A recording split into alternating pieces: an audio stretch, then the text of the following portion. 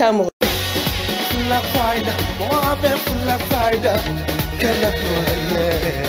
La 33e.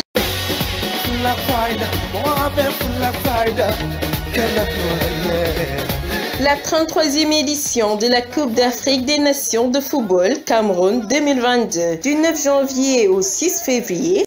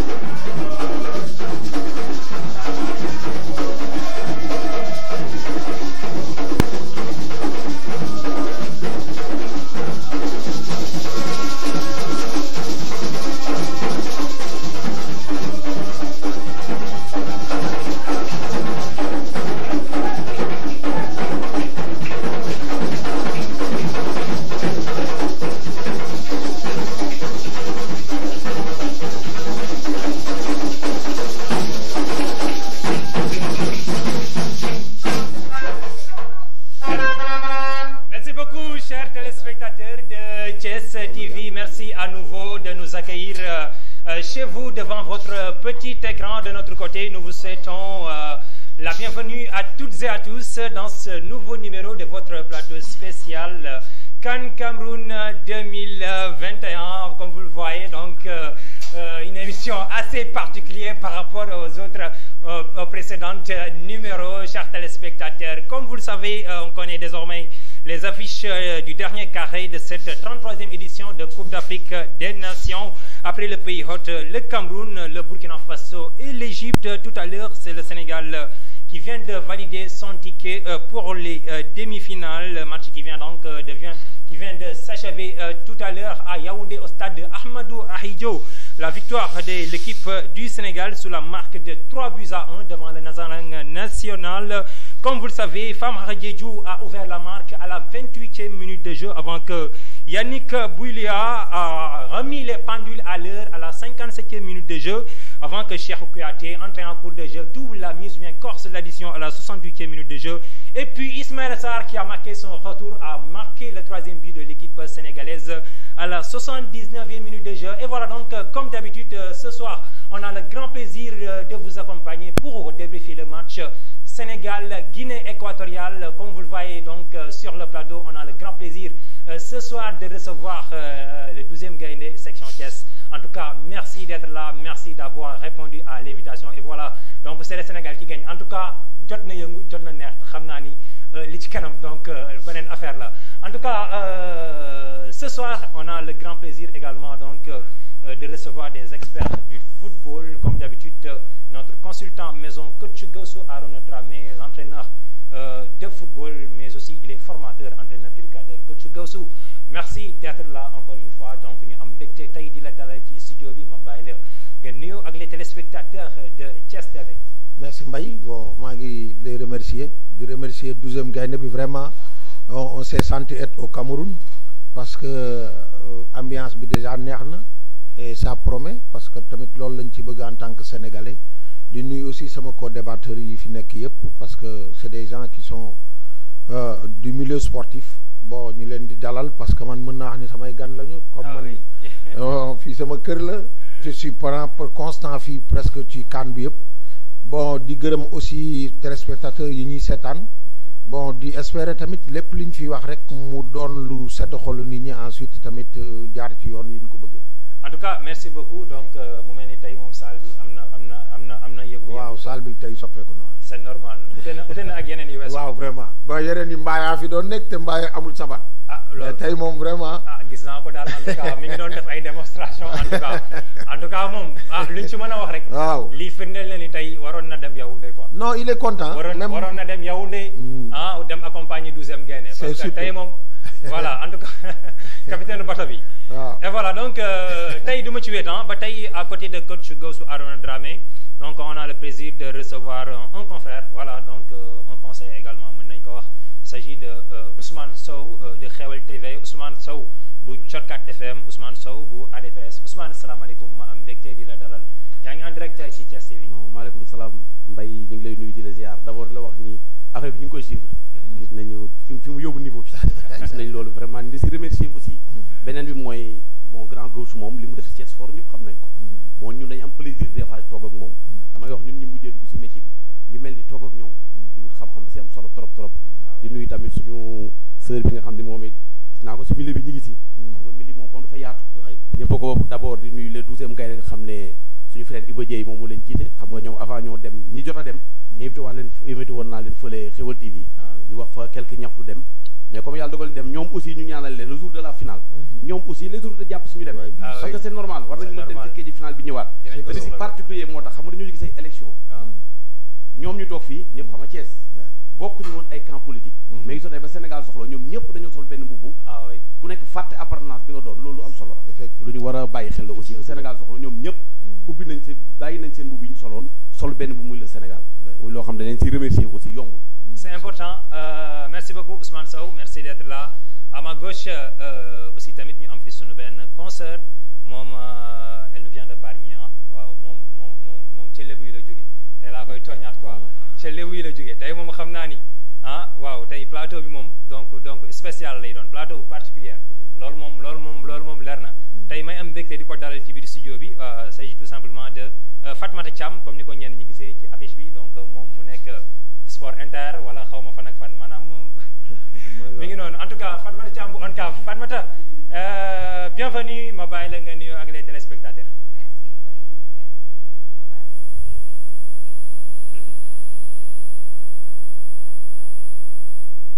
Gawsu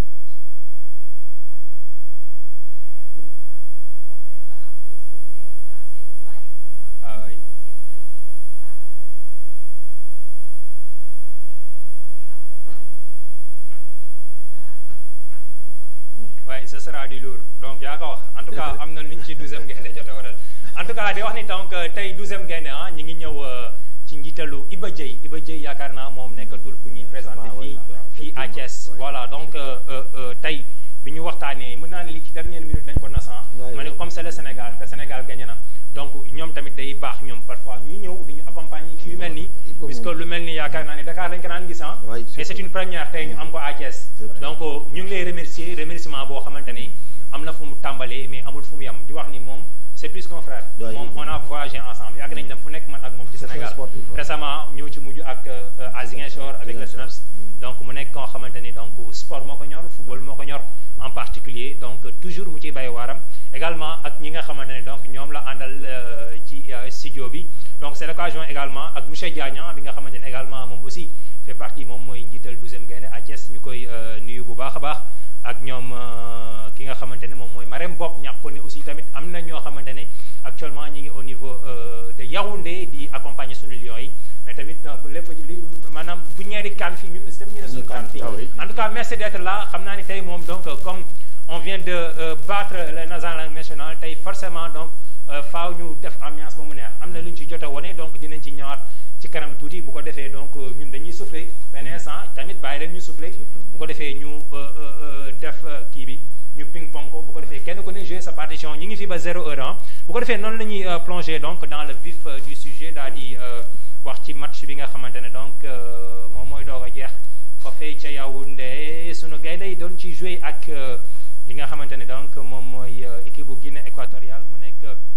victoire boo xamante ne mën nañu wax ni c'est une victoire méritée puisque tout simplement en tout cas lu ñu ci mën a wax le Sénégal a bien maîtrisé son sujet coach Gawsu Dramé mu nekkoon match boo xamante ne donc tel nañ ci dugg gis la manière bi nga xamante ne moom la ñu comporté woo ci 45 premières minutes yi bon yi xew-xew bi ñu ñëwee tout juste après la reprise bon c'est le football après donc Sénégal a montré toujours que c'est le numéro 1 en Afrique coach qu'est-ce que vous retenez de ce match Sénégal Guinée équatoriale bi nga xamante ne donc gagné nañ ko avec le score sans appel de 3-1. waaw Mbaye nga may ma rek bala may dugg ci question bi sama xel dafa dem bi ma gisee 12e gaynde bi ci benn waay supporter de l'équipe nationale du Sénégal un certain Saliou Diouf. xëy na su ma la waxee sa xel dina ci dem. ah oui. ba ni taximan bu doon jël ay drapeau Sénégal def ko ci otom di wër bu kaan bi jotee nii. bi ma gisee gars yi sama xel dafa dem ci moom. mu jara ñaanal parce que jara fàttaliku. le jour du match des Lions. c'est ça voilà surtout kon Guinée Sénégal waaw Sénégal kon Sénégal Guinée Bissau la woon. ci veille bi ci la gaañu. alors ñu bàyyi ko xel ñaanal ko parce que tamit ku doon yëngu ci équipe nationale la te mu jaraloon ko bi ma gisee gars yi rek sama xel dafa dem ci moom. réellement bon je devais bala may wax dara daal ñaanal ko yàlla xare ko àjjana bon ensuite di ñaan tamit Lions yi ñu gagné coupe bi sax ndax sa mémoire. également tamit mënuñu gis 12e gaynde te suñu xel du dem ci Thiam. 12e gaynde bi nga xamante ni donc kooku. nekkoon un fervent supporter de l'équipe du Sénégal pratiquement def na campagne yëpp ñun bi ñu juddoo ba léegi gis nañ ko bépp campagne bu mës a am donc dem na que ça soit ñu jouer à domicile wala à l'étranger gis nañ taxawaay bi ci amoon donc c'est l'occasion également pour nous ñu fàttali ko di ko ñaanal fële mu tëdd suuf woyof ci kawam ko ci doxalal waaw c'est-à-dire match su tey bi nag Mbaye bon moi j'ai vu une équipe du Sénégal beaucoup plus améliorée parce que booy seet match yi doon passé dañ doon am ay lacunes ci yenn lignes yi cette fois-ci j'ai vu une équipe du Sénégal collective boo xam ni mënoo seppi kenn ci groupe bi tey parce que tey groupe bi moo football match bi moo ko gagné loolu nag day wone as tamit désiru groupe bi yëpp parce que du booy seet sax presque ñi démarré match bi sax bon gagné wuñu match bi mais ñi toogoon ci banc bi ñoo ko gagné loolu lay won ni esprit de groupe mi dugg na ci équipe bi et loolu tam dafa am solo ci compétition xam nga fii au départ wax naa la que c'est pas des remplaçants non mais bien sûr ça veut dire que mooy li ma la wax nee naa la un international su demee ba considérer boppam comme remplaçant rek amu fa place man gisuma remplaçant ci équipe nationale ay suppléant laa fa gis donc loolu wane na ni ñoom bi ñee demul ba demee ba tële bi ñu ñëwee ils ont réglé le problème maintenant li ci nekk mooy il faut pas dormir sur les lauriers parce que ce qui est sûr mooy plus qu'on avance plus qu'on va jouer des matchs beaucoup plus difficiles bon ku ci équipe yi nag ku ci nekk ak say style Sénégal li tax mu mën a football ak Guinée équatoriale tey ci problème sans problème Guinée équatoriale n'a pas fermé les yeux dañoo ñëw attaqué yéegal seen bloc du football kooku boo ko defee Sénégal day football à l'aise da lay gagné wax naa la ko ba taay ñun suñ problème c'est quand on nous met un système défensif surtout le bloc bas on a des problèmes pour résoudre boobu problème mais équipe bu ñu attaqué ñun am nañu ay possibilités individuelles yoo xam ni dañu am lu ñu ci mën a def maintenant li ci nekk mooy Aliou Cissé aussi a bien réagi surtout au niveau des changements parce que tamit il les a fait au moment opportun ba nga xam ni bon équipe bi sentirul benn faiblesse à aucun niveau bon joué nañu ci collectivité ensuite àndandoo ma j'ai vu une équipe très très concentrée bu yéeg en puissance li ma neex gën a neex nag ci football bi ñu football tey moi j'ai vu l'équipe du Sénégal jouer dans les intervalles loolu lu ko gënoon compliqué les attaquants jouer en profondeur ba pare ñuy jouer ci état booy seet même nos deux buts yi ñuy dugal yëpp c'est presque des débordements bon loolu j'ai toujours dit ici que il faut que nos excentrés di libérer les couloirs extérieurs pour que suñu latéraux yi di fa mën a dugg di centrer gis nga le but de Ismaïla Sarr Saliou Ciss a pris le couloir extérieur dem kii parce que noonu la ñu war a footballer si on met du 4-3-3 il faut suñu ay latéraux di participer sur le jeu offensif ba pare di utiliser les couloirs extérieurs nag mënuñu ko utiliser te ña ko occupé libéré wuñ ko bu ñu koy libéré dañu dugg ci biir pour indi densité alors il faut ñu am ku ñu passe wala koo xam ni bal bi day ñëw ci moom parce que soit on est en supériorité numérique ak défense bi ñu fi fekk wala ñu nekk en égal à égal donc loolu day porter suñu chance ñun attaquant parce que pour nga janoo kaa yi dóor mu dugg mooy gën a yomb pour waa ji jëlee fi bal bi alors moo tax daal vraiment tey j'ai vu une équipe du Sénégal qui a monté en puissance et loolu waxoon naa ko fii tam ne woon naa ne ni ñu débuté man neex na ma parce que bu ñu woon bëreet ñu dóor gaay ay 5 ay 6 dañuy aj suñu mbagg te affaire bi jeexagul te ku yéeg garab tëb rek yéeg ca kaw taxaw ca njobaxtal la wàcc la dese le naa soo dee yéeg par palier bon bu boobaa bala ngay ba ne bu final bi jotee nga yéeg ca kaw jël coupe bi wàcc ak moom loolu laa fi gisoon ñuy def bon je pense que mi ngi amélioré de match en match ba tey nañu liggéey parce que aussi. et puis on tire un chapeau à Aliou Cissé. non bien sûr pourquoi pas ne pas dire coaching gagnant. puisque tamit Sénégal dañu am benn habitude. bu taxul dañuy jël lépp ñu teg ko ci mais tamit quand il a bien travaillé ça aussi il faut le dire. non c'est ça ce que j'ai dit aussi tamit parce que moom il a au moins il a eu le temps de revoir ba pare def changement yi à temps bon ce changement yi ñoo def différence bi. parce que def na ko ci moment bi mu waree et il a fait aussi le bon choix. loolu nag c'est normal parce que aussi su ba mu osé teg Cheikh Kouyaté ci tuus bi rek ci banc bi rek laa ni kii am na ambition yeneen yu mu lal parce que Cheikh Kouyaté presque ku fi yore woon équipe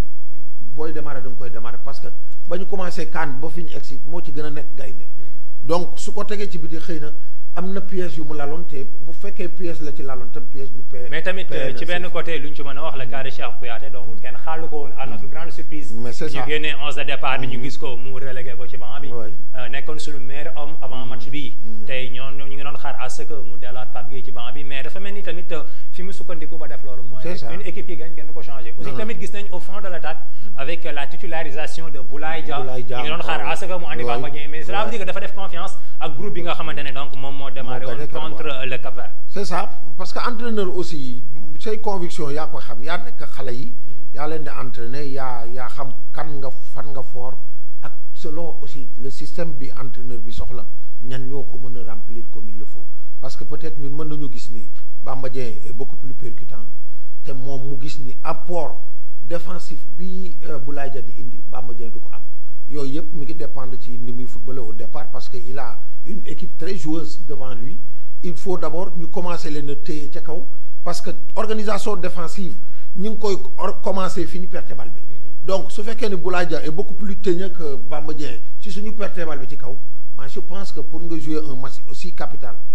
équipe bi ngay footballer tam nekk une équipe très joueuse il faut d'abord nga porter ses choix ci ñi nga xam ni ñoom te Boulaye Dia on le voyait muy topp waa ji di ko dàq ba suñu zone presque xëy na loolu Bamba Dia mënu ko wala expérience bi tamit yooyu yëpp mën na ci compter mais li ma xam mooy daal tey moom Aliou Cissé il a fait un travail exceptionnel surtout sur ci changement yeeg bon ci ni équipe bi doxee daal. c'est important Ousmane Sow dégg nga li Gawsu Dramé wax ci li nga xamante ne moom mooy match Sénégal Guinée équatoriale tey lan nga ñu mën a defal comme taxaw seetlu ci 90 minutes yi nga xamante ne donc Lions yi def nañ ko finalement ñu génn ci kanamu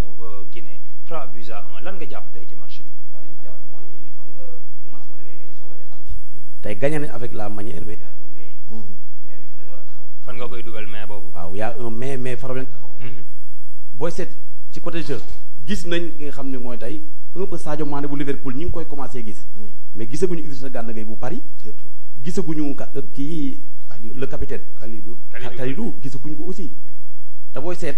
Sénégal depuis qualification coupe du monde yi ba léegi amaguñu équipe rivale bu ñu waxantee dëgg amaguñu équipe boo xam ne mën nañ koo rival teg Sénégal ñi ñuy fubalal ñëpp. te booy seet équipe yi ñuy jouer aussi au niveau de l'attaque comme Burkina bi ñuy am xam ne ku mel ne Bertrand Traoré amaguñu joueur de niveau boo xam ne yegg na fa pour rivaliser ak ñoom Kalidou Koulibaly. il faut ñu taxaw seet lu xool tey booy seet ñee nit ñu au niveau de la défense équipe yi waruñu mën a créer Sénégal yenn création yi waru mën a nekk. beneen bi mooy xam nga les pays limitrophes ñi nga xam ne ñoom lañ jaay Mauritanie ay Mali ay Guinée. sous région bi. ñoom xam nga ñaari façon dërëb moom ci football. dërëb bi boobu mooy dërëb boo xam ne suñuy dëkkandoo lañ ñoom bu ñuy ñëw duñ ñëw ak dañuy gagné Sénégal Sénégal duñu gagné. beneen Guinée bi laa réussi beneen Guinée bi réussir na ko ñëw match nul ak Guinée bi ba muy ñëw day ñëw ak man Sénégal du ma gagné. luñ fa am jël mais ñooñu mën ñëw rivaliser ak Sénégal mais dañuy tuddee match dërëb bi moo tax muy xaw a métti yeneen dërëb yi mooy contre Cameroun contre Égypte nga xam ne loolu dërëb leadership lay doon dañuy seet Afrique kan moo ci mën. ku nekk dafa am looy ñoddi. bokkul ak façon dërëb bii nga xam ne dañoo bokk dëkk ñoom bu ñuy ñëw. bokk ci zone bi ñu nekk. il faut mu metti mais parce que jàngat bi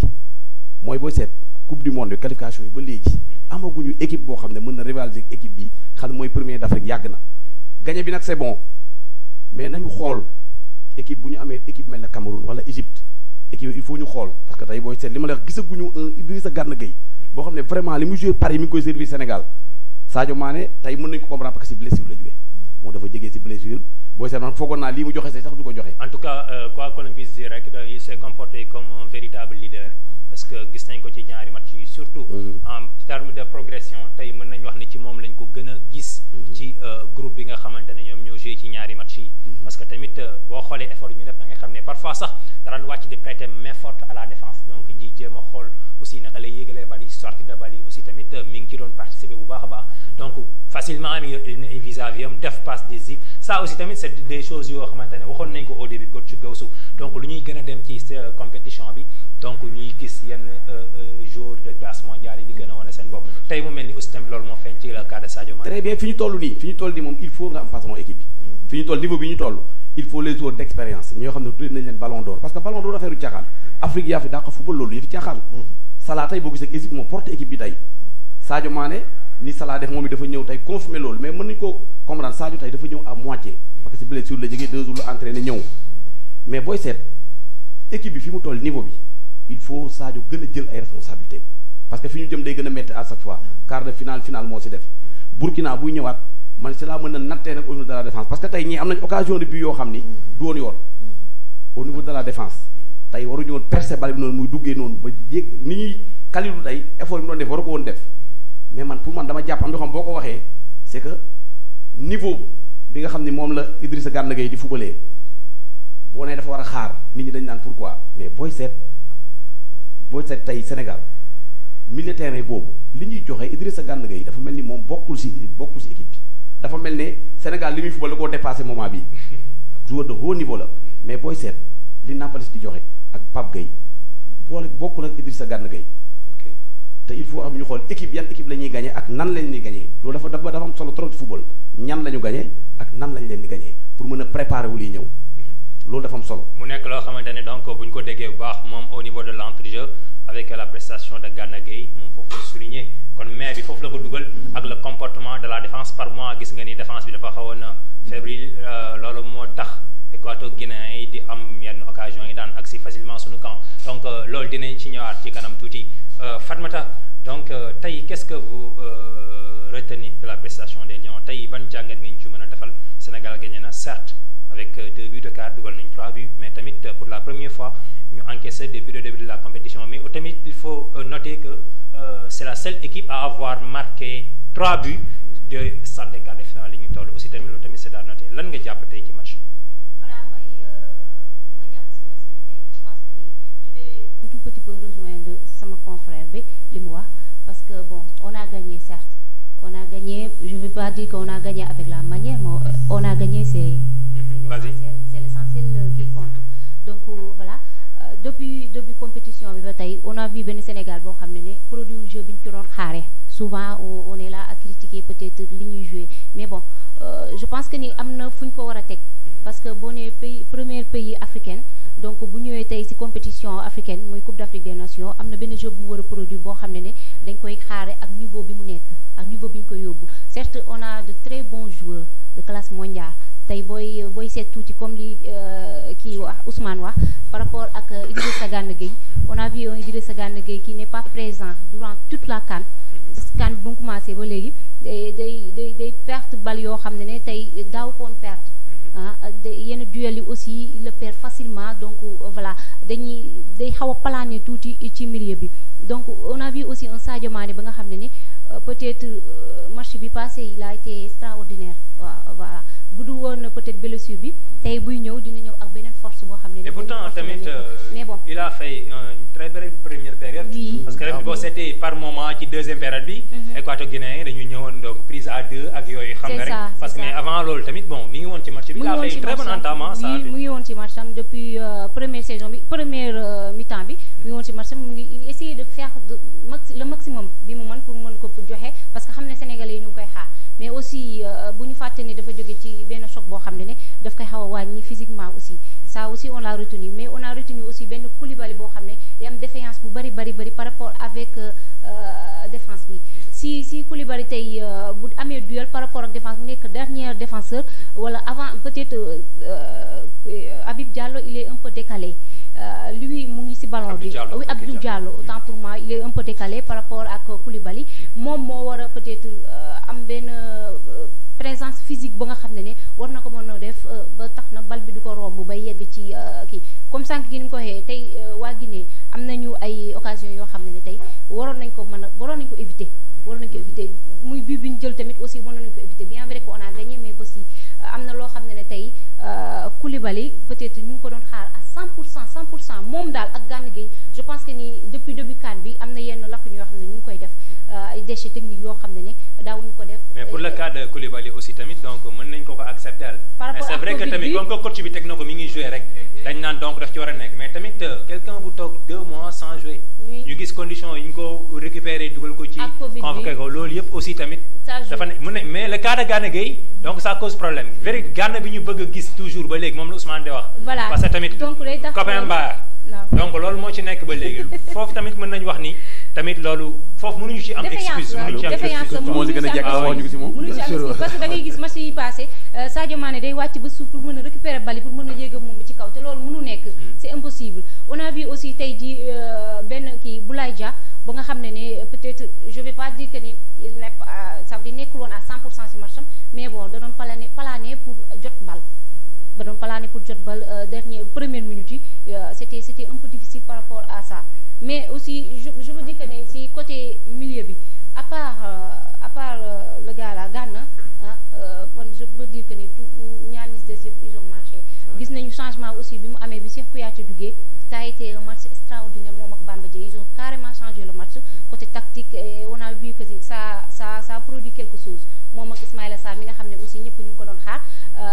je pense que ni on a gagné certes oui et c'est extraordinaire mais on a gagné am na tuuti lacune ba nga xam ne am na si milieu bi tey moom voilà marché à 100% par rapport à li nga xam ne tey ñu ngi ko doon xaar si match bi. très très pertinent Fatoumata Thiam coach Gawsu dégg nga ñaari points yi nga xam ne moom la ñu souligné. muy au niveau de l'entrejeu avec Gana Gueye. Au départ dañu ne pourquoi on nous propose 3 milieux défensifs. donc ñu gis si ci xewoon tey ñu ñëw kenn ki il est out ñoom loolu lañ jàpp tey lan nga jàpp ni tey moom moo tax Gana Gueye bi ñu doon xaar dëgg-dëgg day gisuñu ko ci match bi. non xam nga milieu bi du marché tout jamais à 100%. xam nga lu tax. parce que milieu terrain dafa am ay composantes. yow da ngay am ay milieu défensif am ay milieu animateur. Aliou Cissé a toujours misé sur 3 milieux défensifs. Gana dañ koy avancer pour animer loo ko c'est pas un animateur. donc il faut muy jaar à côté. c'est normal léegi nag day réer xam nga lu tax muy réer moom défendre la mën défendre lootuñ ko. dañ koy animer loo te pour mu animer il a des lacunes loolu nag il faudrait que moom muy réer ak a feeñ ba pare tamit à un certain moment il est perdu parce que moom léegi dootul fournir ay effort ci dem di marqué ji mais day xaar ñu marqué ko jox ko mu fournir ay effort ci animé te animation ba day des parce que du fooram alors ñun ko xam Aliou Cissé man wax naa ko fii nee naa moom coach sigam mooy bu ma la dugalul bul ma dugal bon de telle sorte que moom il pense toujours à défendre que d'attaquer bon man ci sama jargon entraîneur football damay jàpp ni tous les entraîneurs soo gisee seen configuration équipe ni muy taxawee rek mën ngaa jàpp ci ni ñii bi ñuy football lii lañ doon football soit ils attaquaient ou bien ils défendaient parce que su fekkee ni yow ba ngay football yow li nga doon def défendre la tu penses trop à la défense qu'à l'attaque su fekkee ni nag yow ba ngay football tam attaquant nga doon def non ginnaaw gi sa yoon nekk ko ci parce que yow gëm nga ni su attaque bi dox lu ginnaaw gi jël kanam gi dina ko dugal mais loolu dafay refléter. te loolu moo ñu dal tey moo ñu dal après légalisation. parce que gis nga booy seet ma jusqu'à présent. Aliou Cissé 3 milieux défensifs am yi du ci génn. même suy changé il met encore des milieux défensifs. parce que moom loolu la gëm. c'est vrai que dans les grands clubs ça se fait ah. boo demee Europe ay Liverpool yooyu yëpp. dañuy football loolu. mais yan milieu défensif fa nekk. c'est ça le problème. loolay problème xam nga ñu suñ problème. moi je l'ai dit. le Sénégal kuy xaar ci moom mu football bu leer doo ko gis parce que amu fi du ñu toog tamit ba ñëw ci CAN bi bëgg ko fa créer non ñun suñuy point fort mooy suñu ay flèche jël bal bi sànni gars yi daxante gars yi retrait gars yi dóor mu dugg ñu kii mais ñun tey man sax ci li ma gis sur le plan de la collectivité j'ai vu une grande amélioration parce que j'ai vu par rapport à yeneen match yi parce que j'ai vu l'équipe du Sénégal jouer dans les intermédiaires ba pare jouer sur un rythme très élevé surtout au niveau du dernier tiers loolu daf ñu daan manqué kon li nga daan wax bu njëkk tey moo dellu si maanaam kër jaamur boo fa duggee lépp non da ngay def lu gaaw et c'est ce qu'on a montré aujourd'hui il faut nga def lu gaaw mënoo dugg ci sama kër di fa def lu ma naqari di ko defee nu mu la neexee c'est pas possible donc loolu nag sax booy gis soon on a marqué des 3 buts tey c'est parce que les gens ont joué juste et rapide parce que wax naa la ko dans les intervalles suñ fi bëggee football il faut mu am du mouvement d'ensemble ba pare tam rapidité d'exécution yi ñu indi ko mais su mënuñu di amul mouvement ku ci dëgg bal yaay seet ki ngay passe ba pare buñ la passé nga def ñetti touche de balle pour dóor wala pour wut keneen ko jox ci biir surface jàmmul mënul nekk donc il faut que les gens arrivent encore à travailler dans les intervalles ba pare rapidité d'exécution yi mu gaaw man nag loolu gis naa ko tey bon te jàpp naa ni dañ koy gën a améliorer parce que ce match-là Ousmane wax na ko c'est vrai que peut-être Guinée équatoriale du calibre bu fort trop ci Sénégal mais c'est une équipe très joueuse léegi nag ñun suñu prochain match Burkina Faso bi ñu am plateau technique bi ñu am tey duñ ko am mais on aura un plateau physique bu très important et pour ça il faut répondre sur les charges sur les balles de contact ensuite ba pare nag jouer fii nag la jouer mu gaaw gudd baaxee waaw kay jouer long avec des attaques rapides ñu dem dugali parce que fii boo fi dee benn gars yi dañ la yanu teg fee même bu arbitre siffle tamit après tu seras diminué donc match boobu dina ci ñëw loolu Ousmane doon wax sànq quand il s'agit de jouer contre les équipes de la sous-région donc beneen match lay doon beneen match parce que tamit ku ne xam na ni derby donc mënul yomb ci kenn puisque tamit fekkee ni Burkina Faso bi nga xamante ne gis nañ ko démb face aux Aigles du Carthage ñu éliminé ko ak fi mu jógee ak fi mu agsi forcément ils vont jouer avec l'ascendance psychologique loolu dinaa ci ñëw mais Penda tey comment vous trouvez Ismaïla Sarr puisque tey lu ñu ci mën a wax c'est vrai que il a marqué des points tamit parce que tamit dugal na depuis 2 mois ñu éloigné ko pelouse yi tey mu ñëw dugg à la presque 60 xaw ma ñaata minutes bi mu duggee gis na li xew aussi tamit Famara Diédhiou en tant qu'attaquant axial lui aussi il a marqué des points au niveau de l'attaque sénégalaise. Voilà, pour Ismaïla Sarr je veux dire que il a été impeccable parce que bon bu ñu gisee Ismaïla Sarr vu li mu jógee blessure bi mu jógee toog lu yàgg joué wul man je me disais que ni tey Ismaïla Sarr peut-être Aliou Cissé daf ko waroon départ loo ba fi mu yem mu war ko mu génn ko parce que peut-être mën na ko dugal remplaçant mu dem ba benn instant mënatul donc voilà beneen perte de kii lay doon donc mais bon heureusement pour pour Aliou Cissé aussi ba mu ko dugalee Ismaïla Sarr def na indi na benn changement bu tactique affaire jeu bi gaaw na en plus il a marqué donc on peut rien dire lu dul rek bravo et que c'est extraordinaire le jeu bi mu produit pour Diédhiou aussi Famara Diédhiou il a marqué benn but boo xam ne ci passu Sadio Mané et benn combine boobu jeu boobu collectivement c'est jeu boobu la ñuy xaar si ñoom tey Boulaye Dia Diédhiou Famara Diédhiou Sadio Mané à côté donc loolu je peux dire que ne attaque gënu ko baax et la preuve en est que moom lañ tegoon contre Cap-Vert ça a marché tey aussi ñu teg ko contre Guinée équatoriale ñu am résultat bi nga xam ne résultat positif la boobu la ñëpp di xaar donc rien à dire ci côté boobu rien à dire vraiment tey Aliou Cissé je peux dire que ni suñ ko doon noté man de ma part je vais le noter 10 waaw dinaa ko jox 10 parce que bon depuis boobu ba léegi depuis kan bi commencé ba léegi top si nga koy dugal quoi waaw gis nga depuis kan bi commencé ba léegi contre Cap-Vert ak tey Guinée équatoriale lañ gis Aliou Cissé mu teg benn 11 de départ boo xam ne il combine bien collectivement il joue très bien donc tey voilà on a gagné je peux dire que on n'a pas gagné avec la manière mais on a gagné à 10 peut-être 60% de la manière. Mais là c'est normal puisque tamit Aliou Cissé quoi qu'on puisse dire il commence à maîtriser l'environnement du football africain. waaw mais dañuy wax ne moom il est un peu défensif quoi. mënoo nekk ci dara rek tamit doo évoluer doo dem ça aussi tamit gis nañ progression bi donc lu ci mën a wax rek tey daal match bi mën nañu wax ni moom moo ko gagné Ousmane la prestation de Ismaïla Sarr entré en cours de jeu ak Famara Diédhiou bi nga xamante ne mi ngi moom moo dugal but bu njëkk bi à la 28e minute de jeu. waaw non xam nga Ismaïla booy seet dafa mel nii moom dafa dégg jëwam boo seet presse bi yëpp même jotaay yi boo tax micro-trottoir ñëpp dañ doon xaar Ismaïla foofu mu ñëw confirmer ni Sénégal doon xaar si moom mais pour le cas de Famara Diédhiou Famara day fubal à l'image de Vincent Aboubacar Famara booy seet tey fekkoon ti Aliou dafa am équipe bi mu am nii tey tip Famara départ si Famara mën na bokk si meilleur buteur yi parce que Famara booy seet tey gën soxna bii bi mu dugal moment bi mu ak ni mu ko dugalee ak espace bu ndaw boobu booy seet boobu la Vincent dugal démb équipe bi ñu am muy Burkina ku mel ne Famara rek moo mën a jouer ñoom parce que Famara moom tactiquement dafa baax physiquement dafa baax te dafay dugal am na efficacité kon ku mel noonu moom Sénégal da ko soxla si bépp équipe boo xam ne dañu war a fubalal Famara moom mooy attaquant mi xam ne moom la ñu soxla parce que booy seet Vincent Aboubacar ni muy def boo ko xoolee moom Famara benn lañ mais Cameroun li ñu ëppalee mooy ful la jëg faay dañu la ëppalee équipe sénégalaise bi moo tax Vincent Aboubacar booy seet 3 matchs la def xaw ma 4 matchs nekk si bii et puis deuxième meilleur buteur bi nekk Cameroun topp si ginnaaw am 5 buts la te yaa vu ñoom ñaar ki dugal 6 bi dugal 5 bi Cameroun lañ nekk ça veut dire militaire terrain camerounais ñoom du ñu bàyyi dañuy xeex di jox attaque bi sa lu leen jox ñu oui parce que tamit ñoom différence bi mooy tout le temps dañuy mettre à l'épreuve les avancements très bien parce que tamit loolu moo ëpp solo parce que tamit loo ci mën a wax tey passe en profondeur bi nga xam ne Sadio Mané def na ko jox ko Famara Diédhiou tey tamit loo ci mën a wax un militaire animateur la waroon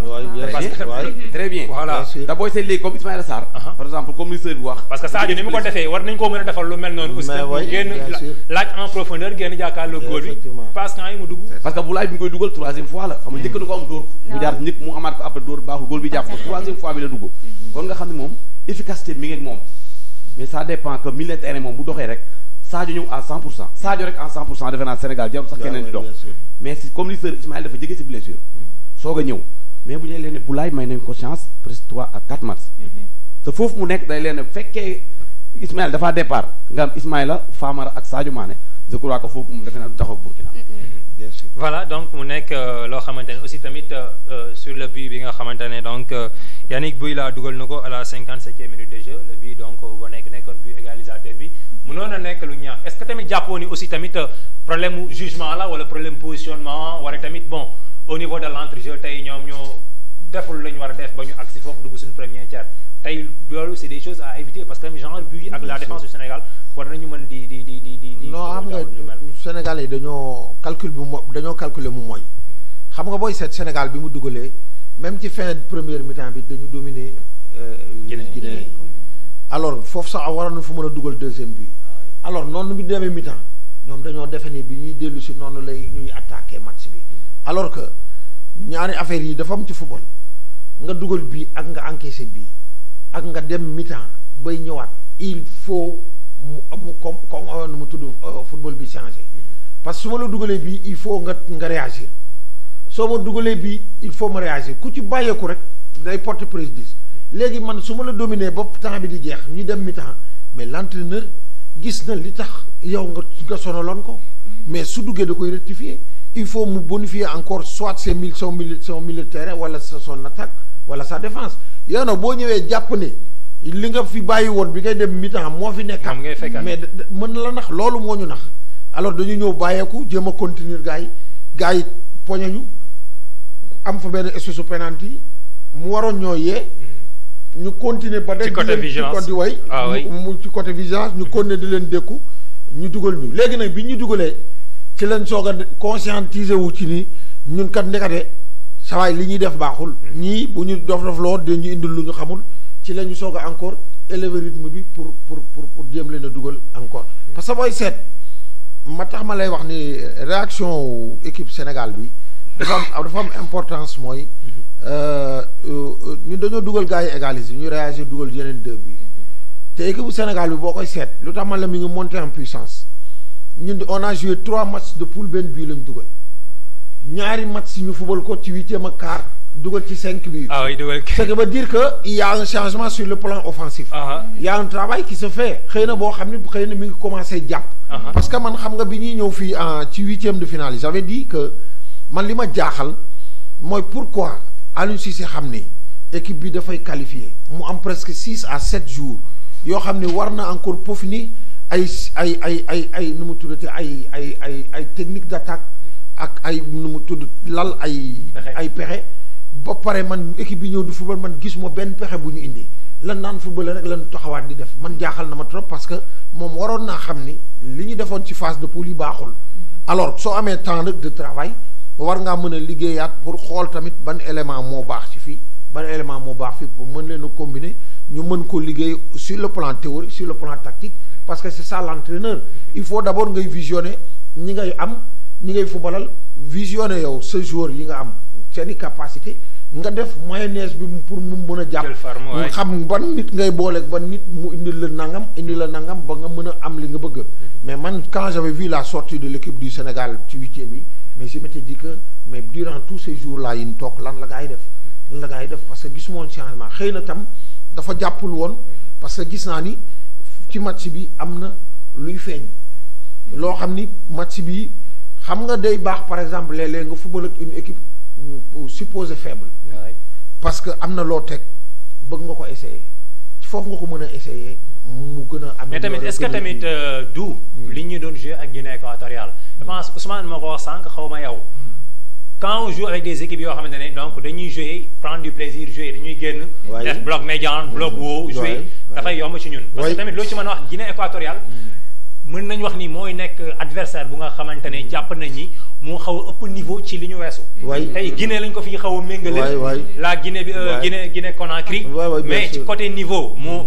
devancé na Cap-Vert devancé na Malawi parce que tamit Guinée équatoriale équipe la bu nga xamante ne non mais ils sont tous nés en Espagne tey ñoom ñoo stoppé série d'invincibilité bu l'équipe championne en titre muy Algérie doon jouer ak l'ascendant psychologique bi ñu ñëwee dañu jouer libérément libéré wu daal di football est-ce que tamit tey lu mel noonu lañ doon xaar pour que la mu doon liggéey la nga wax boobu ba léegi ñu mën ko c'est ça parce que aussi loo ci mën a wax mooy gis nga l'entraîneur de l'équipe guinéenne l'a dit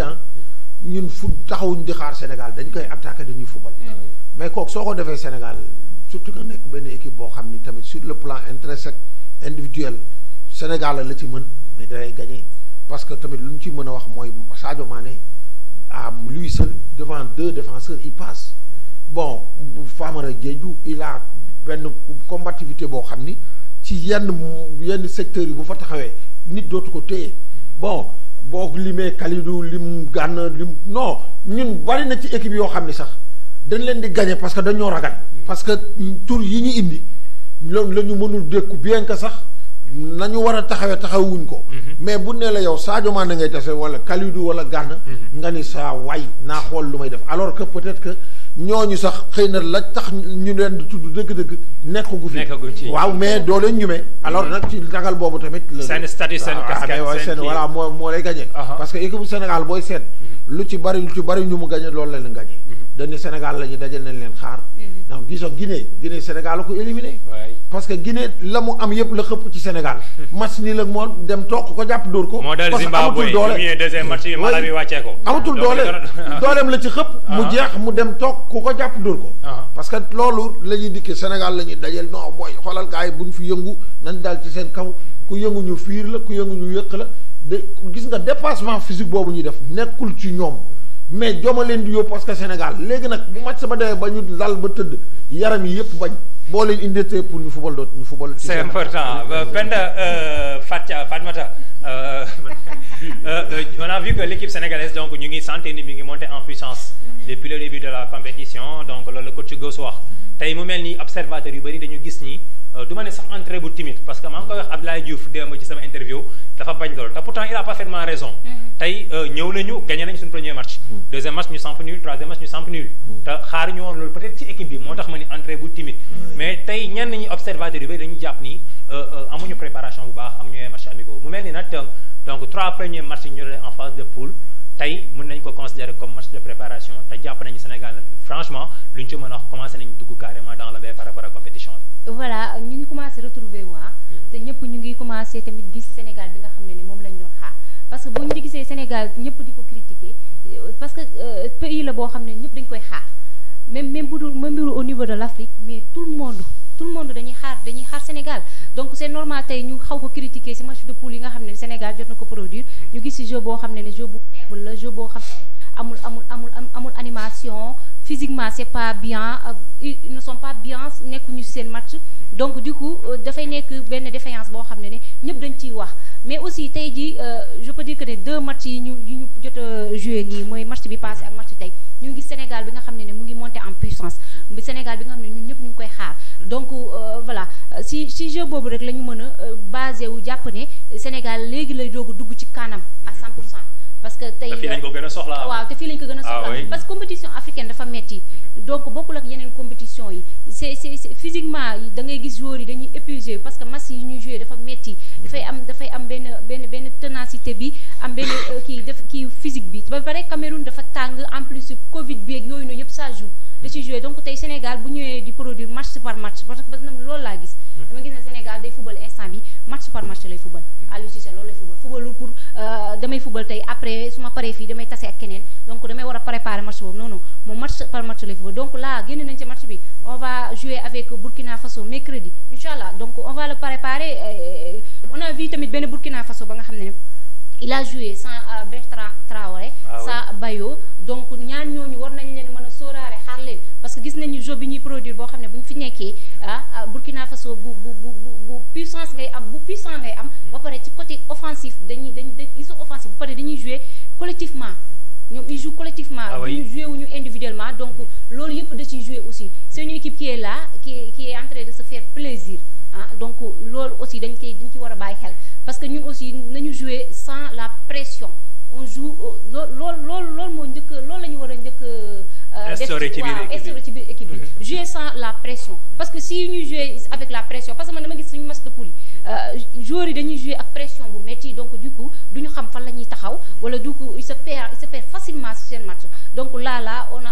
est en train de retrouver Sénégal bi nga xam ne ñun ñëpp moom la ñuy supporter ñun ñëpp moom la ñu bëgg di gis tout le temps donc espérons que ni match bi di ñëw ñu nag Burkina Faso Aliou Cissé dina reconduire 11 départ bi aussi buy def changement ba nga xam ne tey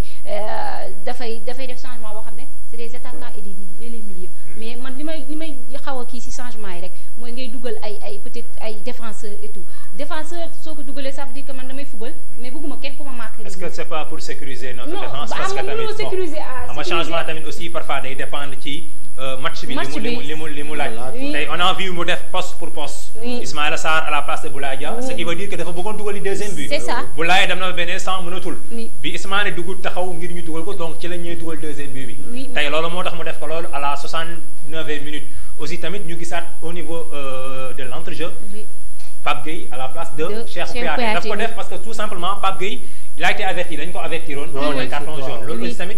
mu nekk loo xamante ni aussi dañuy wax ni changement yu logique la parce que tout simplement daf bëggoon a protéger ki nga xamante ni Pape Gueye je suis tout à fait d'accord avec toi Mbaye parce que tey gis nañu Pape Gueye bi nga xam ne mu ngi présente ça veut dire il a été présent dans toutes les duels parce que booy seet li ñu doon xaar ci Cheikh Kouyaté il a essayé de le faire il l'a fait même parce que am na fay occasion yoo xam ne tey jii su doon tir bi c'était cadré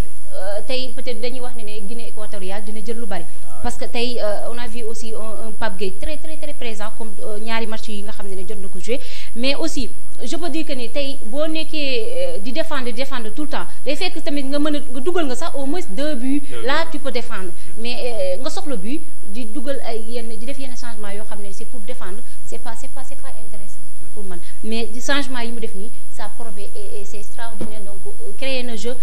les joueurs ont joué jeu bi nga xam ne moom lañ ñor xaar si ñoom ils ont marqué de but et voilà quoi. c'est important en tout cas daal li ñu ci mën a wax rek damay delluwaat ci loolu coaching gagnant pour Aliou Cissé coaching gagnant pour Aliou Cissé donc avant ñuy dem service commercial daal di souffler un tout petit peu donc damay orienté waat ci Ousmane Sow ba tey mais avant may ñëw ci moom donc permettez-moi may saluer au passage donc yenn ci sunu ay téléspectateurs yu nga xamante ni waxtu bi tamit ñu ngi ànd ak ñun en direct ku ci mel ni mon frère Seck Ndaanaan bu Prestige TV mi ngi ñuy seetaan actuellement donc moom ak sa femme madame Seck ma leen di jaajëfal bu baax a baax Seck mon frère plein de bonnes choses également Sora Ndiaye je pense mais que moom aussi bokkoon na ci sunu spectateurs yi ci sunu numéro yu mujj moom aussi mi ngi ñuy seetaan avec sa famille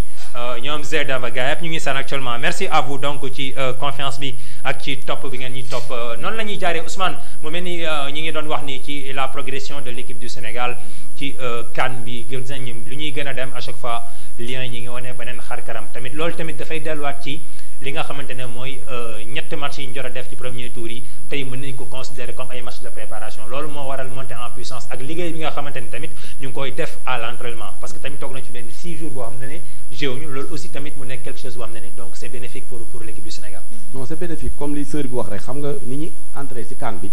Covid yi ñii ñëw ñi blessé yooyu yëpp dem solo mais comme li Gousse wax au niveau de l'attaque amélioration bu am solo moo fa am